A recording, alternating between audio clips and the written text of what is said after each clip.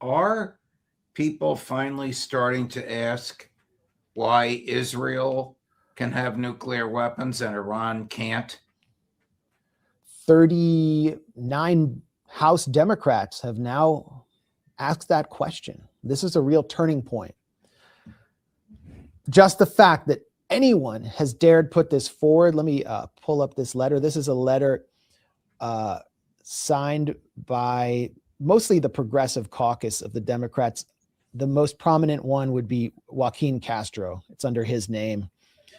And then you'll see all the familiar names of the more progressive Democrats. And it does raise questions about why something like 150 Democrats in the House won't sign this letter, because it seems kind of like a no-brainer. But the letter declares that the U.S.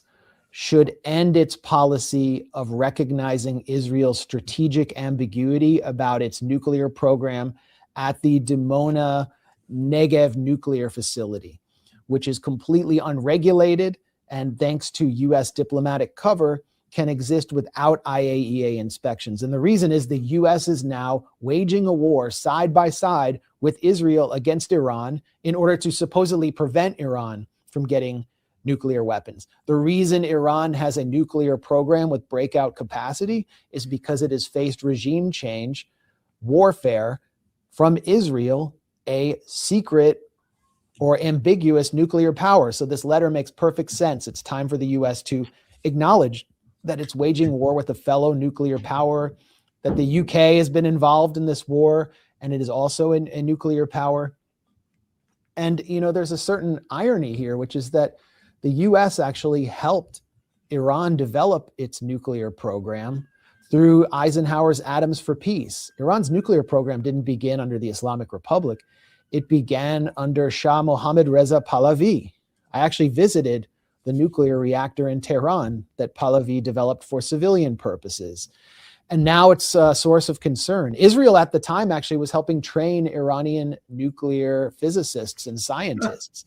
So now it's a source of concern because Israel's worried, because it would be a deterrent against a regime change war.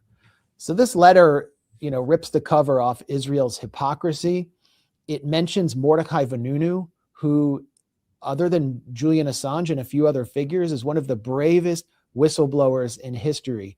He was a technician with special security clearance at the Negev nuclear facility in the 1970s, who exposed to the international media that Israel had a secret nuclear program that the United States and France had helped develop. Israel then hunted Vanunu, has hunted him and tortured him for his entire life since then. The Mossad captured him after drugging him, I think deploying a honey trap, brought him back to Israel, convicted him, sentenced him to like 20 years or a lifetime in prison, where he was held in solitary confinement for 11 years. I actually met with his brother years ago when I was in Israel, and his brother told me that the solitary confinement had devastated Vanunu's mental state. He was basically being murdered in real time by Israel through solitary confinement and torture as the price of exposing this program. Well, now there's no hiding it anymore.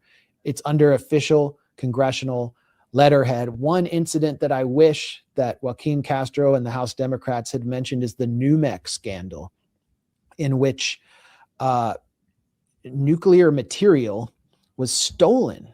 Highly enriched uranium was stolen from the NUMEC plant, which is the Nuclear Materials and Equipment Corporation in Apollo, Pennsylvania, through an operation run by Rafi Eitan, who was one of the leaders of the Mossad at the time, a key figure in stealing nuclear secrets from the US in many arenas.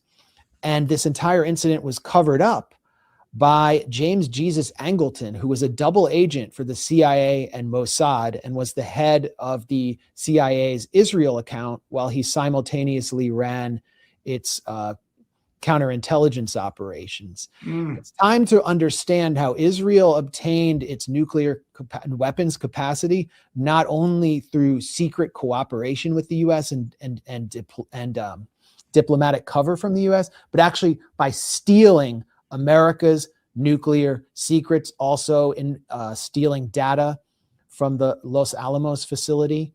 This is what Americans need to know, and that Israel has the delivery mechanism that Iran doesn't have, the Jericho 2 and 3 missiles. These are intercontinental ballistic missiles in which Israel can enact the Samson option and strike targets in Western Europe and even in the United States if it chooses to do so. Israel has used nuclear blackmail against the United States in the 1973 war, when Israel was facing what it thought was existential doom after Egyptian forces were able to cross the Sinai Peninsula and devastate Israeli tank columns, and Syria was advancing.